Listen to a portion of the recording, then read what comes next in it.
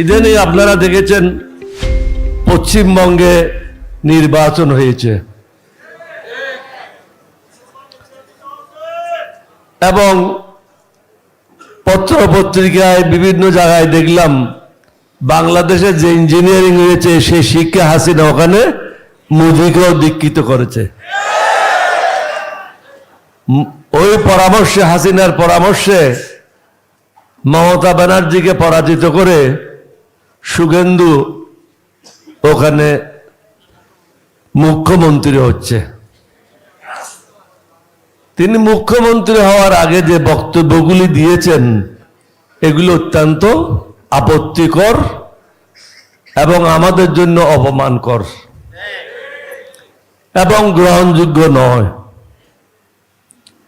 বাংলাদেশেও অনেক সময় গোলমাল হয়েছে, কিন্তু আমরা কোনো হিন্দু, বৌদ্ধ, খ্রিস্টানদের ঘর বাড়ি জ্বালাই নাই, ধ্বংস করি নাই, লুটপাটও করি নাই, তাদের মেয়েদের উপর কোনো জুলুমও করি নাই।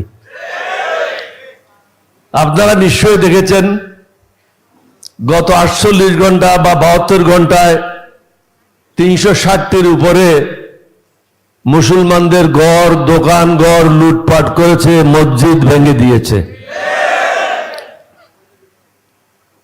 এবং সর্বশেষ আমি কালকে দেখেছি একজন লোককে হত্যা করে তাকে রশি দিয়ে গলায় গাড়ির পিছনে টেনে টেনে রাস্তায় নিয়ে যাচ্ছে। মোদি সাহেবকে বলবো আপনার এই গরুকে সামাল দেন। আমরা এই সবার পক্ষ থেকে এর তীব্র প্রতিবাদ এবং নিন্দা জানাচ্ছি এবং সাথে সাথে আপনাকে এটাও নিশ্চয়তা দিই, আমরা মুসলমান, আমরা বেঈমান মুনাফিকি করি না। আমরা অন্য ধর্মের উপর জুলুম হোক এটা কখনো চাই না, কারণ আমার নবীর নিষেধ। আমার নবী এটাও বলেছেন, তুমি যদি কারো হৃদয়ে আঘাত করো তোমার জন্য আমি সুপারিশ করব না। আমরা ওই নবীর উম্মত। বিএনপিকে বলবো, আমাদের গ্রামের একটা লোক সৌদি আরবে গিয়েছিল বহু বছর আগে, ধরেন 70-80 বছর আগে। ওখানে গিয়ে সে লম্বা লম্বা কুর্তা দেখলো, তার খুব ভালো লাগলো। বিভিন্ন জায়গায় যে পোশাকটা হয় ওই এলাকার আবহাওয়া, ওই এলাকার অবস্থায় নিয়ে পরিপ্রেক্ষিতে কাপড় হয়। আপনি যে কাপড় পরে বসে আছেন, আমি বসে আছি, এটা কিন্তু এখন লন্ডনে চলবে না। আপনি যখন রাশিয়াতে যাবেন এটা চলবে না। ইরাকে যখন যান ওখানে সুটফুট করে নামাজ পড়ে, ওখানে পায়জামা পাঞ্জাবি পরে নামাজ পড়ে না। তো যা হোক, যেটা বলতেছিলাম, সেও লম্বা কুর্তা দেখে, জুব্বা দেখে তার খুব পছন্দ হলো। সে বলল যে একটা কিনেই নি। তো কিনে নিল। পরে দেখে সবাই দাঁড়িয়ে রাখছে, বলে যে আমিও দাঁড়িয়ে রাখি। তো সবাইয়ের মতো সেও দাঁড়িয়ে রাখলো। আসলো গ্রামে, গেল বাজারে, মগরিবের আজান, সবাই ধরছে হুজুর আপনি নামাজ পড়াবেন। কারণ সবাই মনে করছে এত দূর লম্বা দাড়ি, যুব্বা, নিশ্চয় উনি টাইটেল পাস আলেম হবে। সব যুব্বওয়ালারা তো আর টাইটেল পাস হয় না, সব যুব্বওয়ালারা উলা পাস হয় না, সব যুব্বওয়ালারা আলেম না। এখন সে বলতেও পারছে না যে কোরআন শরীফের সূরা সে জানে না। তারা সবাই বাধ্য করলো যে তোমাকে নামাজ পড়াইতে হবে। এখন সে চিন্তা করলো আমি শুধু কোলাউজ বেরব্বিন নাস ছাড়া বাকি তো কিছুই জানি না, করবোটা কি অবস্থায়। তো বলে যে সবাই একটু উজু টুজু করেন। সে চাচ্ছে একটু অন্ধকার হয়ে যাক। তো যা হোক, অন্ধকার হয়ে গেল, নামাজের জন্য দাঁড়াইলো। প্রথম রাকাতেই তো সে কোলাউজ বেরব্বিন ফলাক নাস শেষ করে দিল। প্রথম সিজদায় গেল, তখন চিন্তা করলে এখন আমার করণীয়টা কি। দ্বিতীয় সিজদায় গেলে পরে সে সামনের দিকে ভেগে চলে গেছে অন্ধকারে। বাকি সব যারা পিছনে নামাজ পড়তেছে তারা কিন্তু সিজদায় আছে। একজনে চিন্তা করলে হুজুরের হার্ট অ্যাটাক না হয়ে গেছে, সিজদার থেকে উঠতেছে না কেন?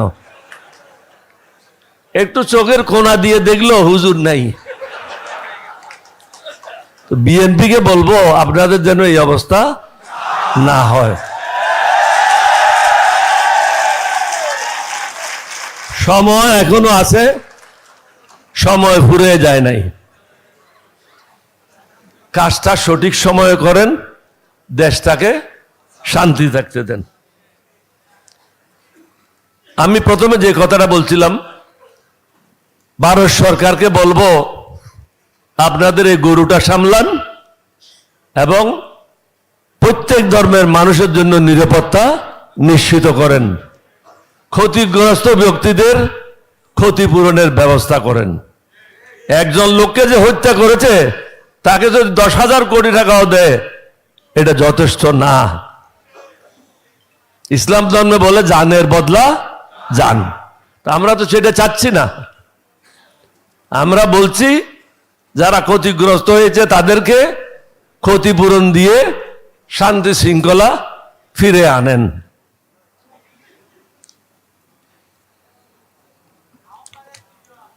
এটা একটু দেন, সরি।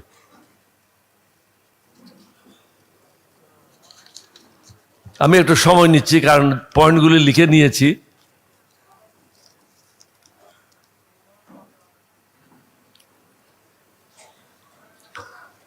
তিনি সুগন্ধু যে কাজটা করেছেন এটা চরম মানবতা বিরোধী অপরাধ করেছেন। তার এই অপরাধের জন্য আন্তর্জাতিক ট্রাইব্যুনাল যেটা আছে সে আন্তর্জাতিক ট্রাইব্যুনালে তার বিচার হওয়া উচিত। এটা আমাদের পক্ষ থেকে দাবি থাকলো। আশা করি ভারত সরকার মানবতার দৃষ্টিকোণ থেকে এই বিষয়গুলি দেখবেন। শুধু বন্ধুত্ব বন্ধুত্ব করবেন আর মুসলমানদের মারবেন, বাংলাদেশের বিরুদ্ধে কাজ করবেন, এটা তো হবে না। আমরা তো আপনাদের বিরুদ্ধে কথা বলছি না, আমরা তো আপনাদের 7 সিস্টারের বিরুদ্ধে কথা বলছি না। আমরা শুধু বলছি আপনি আপনার ঘরে শান্তি থাকেন, আমাকে আমার ঘরে শান্তি থাকতে দেন। আমরা তো আর কিছুই চাচ্ছি না আপনার কাছে। দয়া করে বন্ধুত্ব যদি চান বন্ধুসুলভ ব্যবহারটা করেন।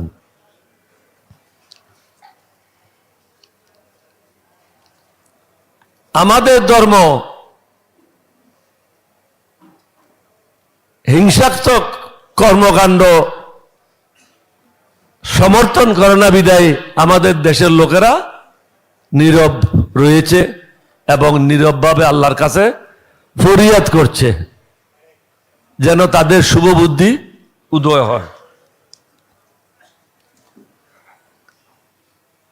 জাতীয়তাবাদীর সংগঠনের সুকৌশলে স্বৈরাচারের দোসররা আশ্রয় নিয়ে দেশকে অস্থিতিশীলতার পথে নিয়ে যাচ্ছে। আশা করি মাননীয় প্রধানমন্ত্রী এই বিষয়টা অনুধাবন করে তাকে যে চারিদিক থেকে ঘিরে রেখেছে এই বেষ্টনী ভঙ্গ করে শহীদ রাষ্ট্রপতি জিয়াউর রহমান এবং বেগম জিয়ার মর্যাদা তিনি রক্ষা করবেন। দেশের অবস্থা কি?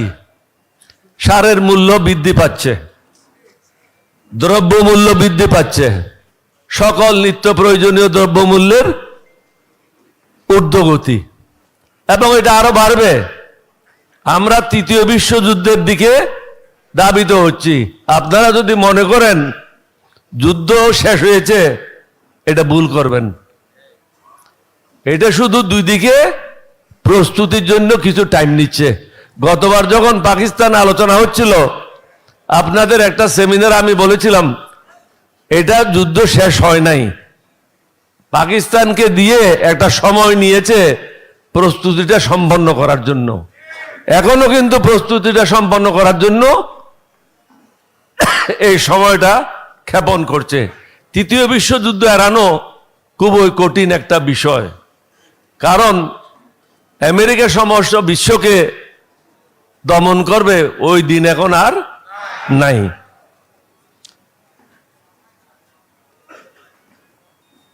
আরেকটি কথা বলতে চাই, এই অশান্তির কারণে মধ্যপ্রাচ্যের যেটা যুদ্ধ হচ্ছে, এই অশান্তির কারণে প্রত্যেকটা জিনিসের উৎপাদন খরচ বেড়ে চলেছে। এই সরকারের পক্ষে এটা সামাল দেওয়া সম্ভব না। প্রধানমন্ত্রীর আশেপাশে যে টিম তিনি গঠন করেছেন, এই টিম দিয়ে গোল পোস্টে বল ঢুকানো সম্ভব না। কারণ যখন এখানে সবাই বলে গেলেন, সাধারণ জিনিস যখন ওনারা গ্রহণ করতে পারছেন না, তাহলে বড় বড় জিনিসগুলি কিভাবে গ্রহণ করবেন? আমরা এখানে যারা আসছি, উপস্থিত হয়েছি, বা যারা আসতে পারে নাই, 11 দলীয় ঐক্য জোটে আছে, আমরা কিন্তু সবাই মার খাইতে অভ্যস্ত, মাল খাইতে অভ্যস্ত না। গত যে আন্দোলনটা হলো 24-এ, 11 দলীয় ঐক্য জোটের একটা বিরাট অংশগ্রহণ ছিল। দলিল দস্তাবেজ দেখলে পাবেন অধিকাংশ মানুষ 11 দলীয় ঐক্য জোটের ছিল। আবার কিন্তু আমরা সেদিকে দাবিত হচ্ছে।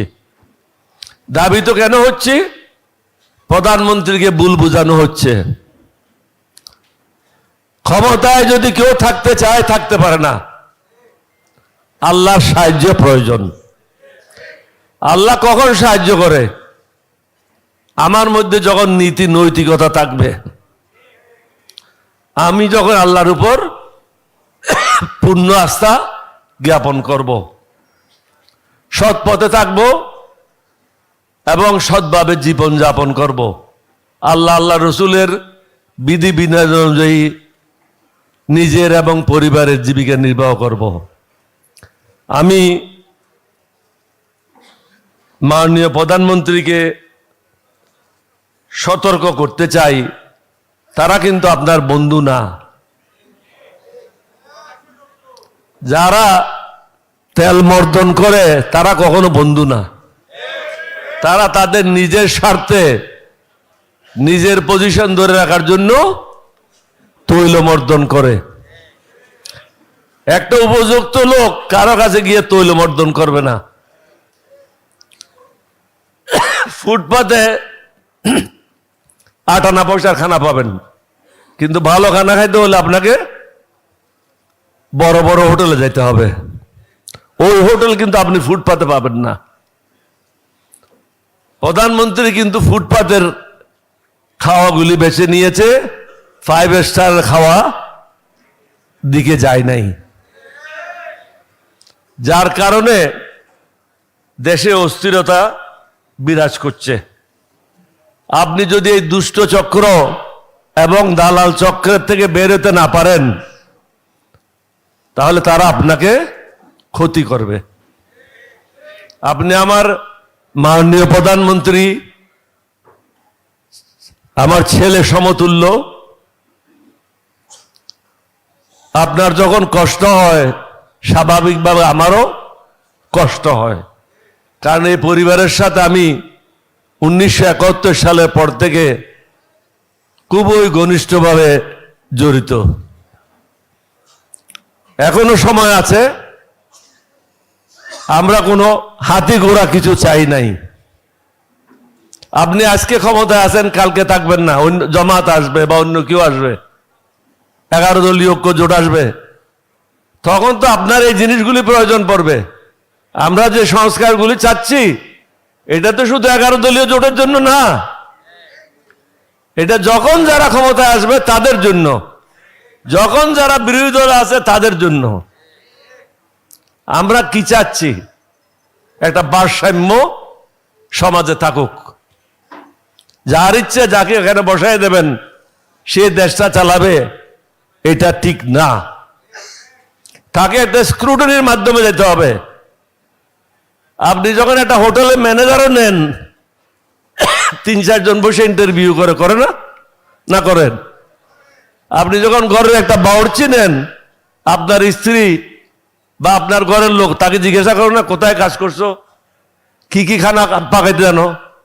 এখন আপনি পাবলিক সার্ভিস কমিশনে একটা চেয়ারম্যান নিয়োগ দেবেন, তার সম্বন্ধে কিছুই জানবেন না, শুধু দলীয় আনুগত্য আর দালালি করে যে জন্য বানিয়ে দেবেন, এটা তো হয় না।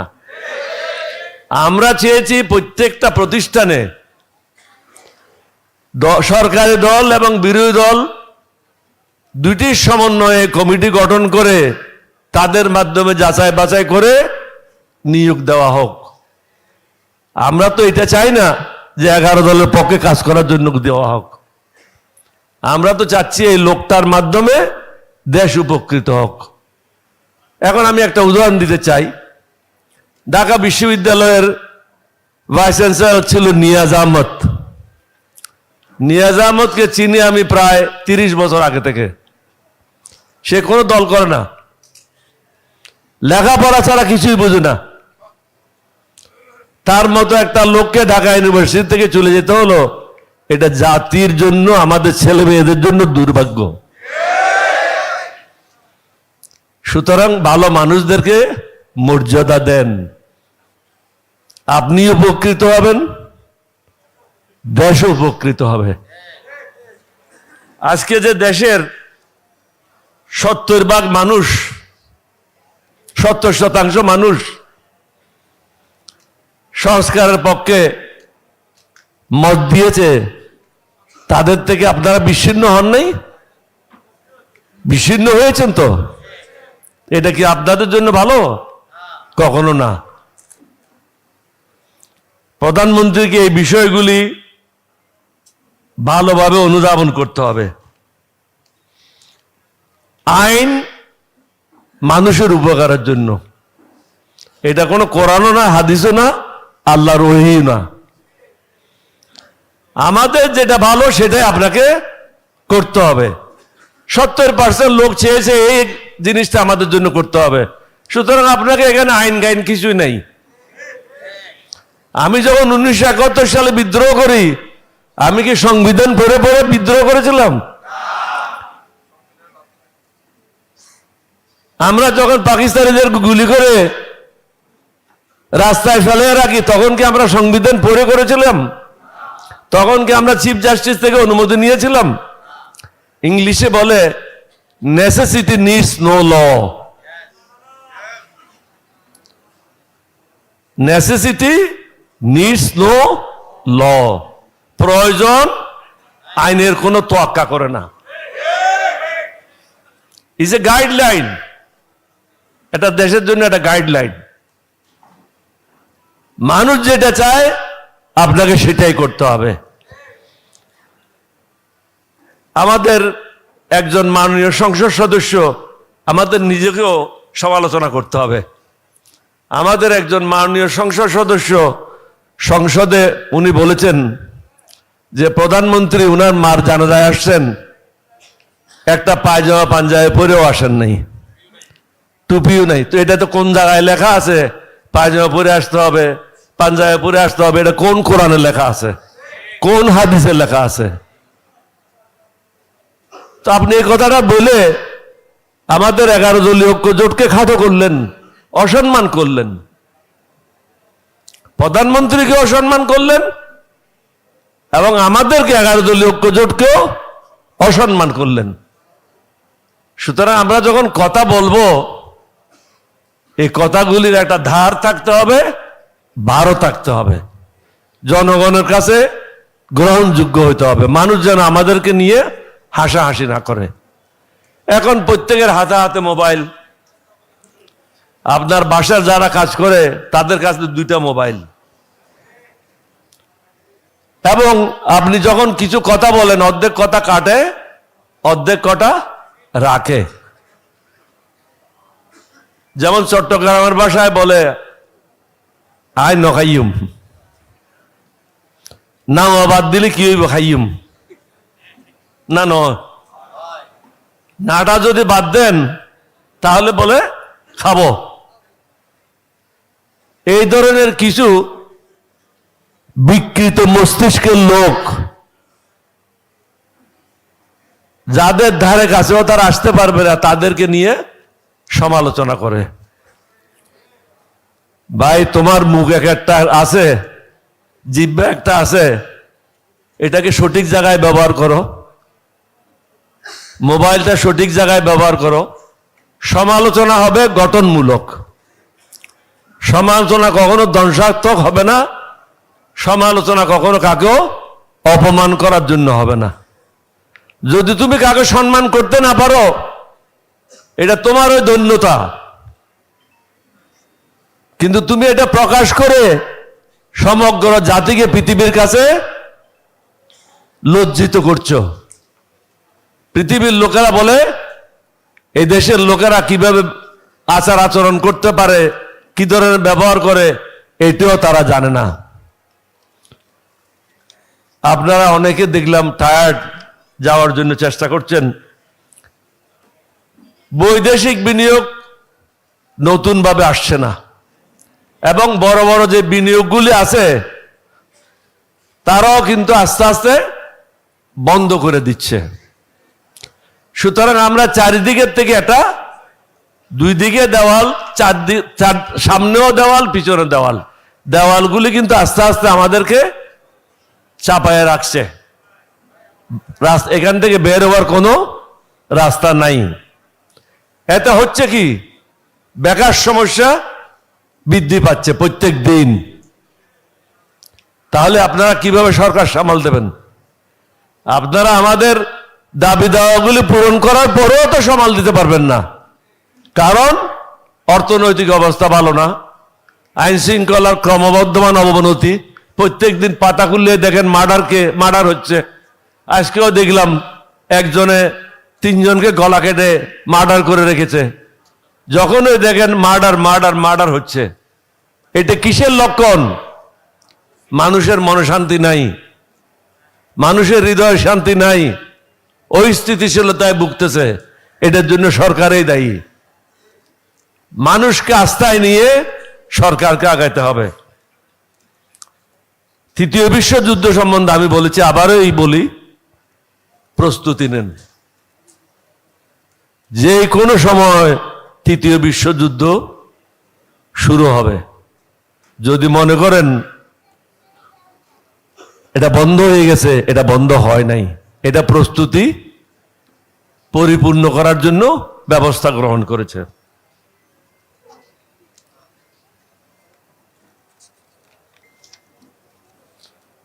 সবশেষে আমি বলবো,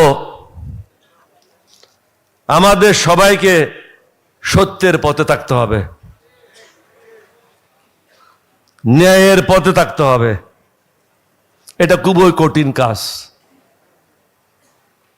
আপনারা করে সফলতা অর্জন করেছেন। সুতরাং আপনাদের জন্য এটা কঠিন আর নাই। আপনারা কিভাবে জীবন দিতে হয় সেটা আপনারা পৃথিবীকে দেখিয়েছেন। দেশের প্রয়োজনে এবং দেশের জনগণের স্বার্থ আদায়ের জন্য আবারও যদি জীবন দিতে হয়, আমাদেরকে সে প্রস্তুতিটা রাখতে হবে, গ্রহণ করতে হবে। সৎভাবে জীবন যাপন করতে হবে। মৃত্যু হলো চিরন্তন সত্য, এটার থেকে পলায়ে বেড়ায় কোনো লাভ হবে না। এটা ওয়াজের মধ্যে গল্প শুনছিলাম। একটা লোক ঘরে বসা আছে, অপরিচিত একজন লোক এসে দরজায় দাঁড়িয়ে আছে। তো বললো যে ভাই তোমাকে তো চিনলাম না। বলছে আমি তোমাকে চিনছি, এই জন্যই তো আসছি। বলছে কি জন্য? বলে তোর জান কবজ করার জন্য। বলে খাইছে। বলে ভাই আজরাইল, তুমি একটু অপেক্ষা করো, আমি একটু আসতেছি।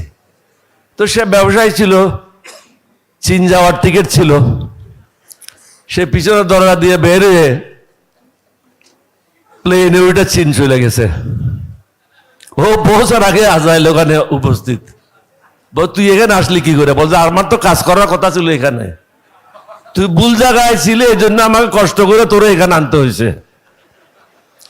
তো বিএনপি যেন এই কাজটা না করে। অনুরোধ করব, আমরা আপনাদের মঙ্গল চাই, আমরা দেশের মঙ্গল চাই, আমরা পার্শ্ববর্তী দেশগুলির মঙ্গল চাই, পৃথিবীর মঙ্গল চাই, মানুষের মঙ্গল চাই।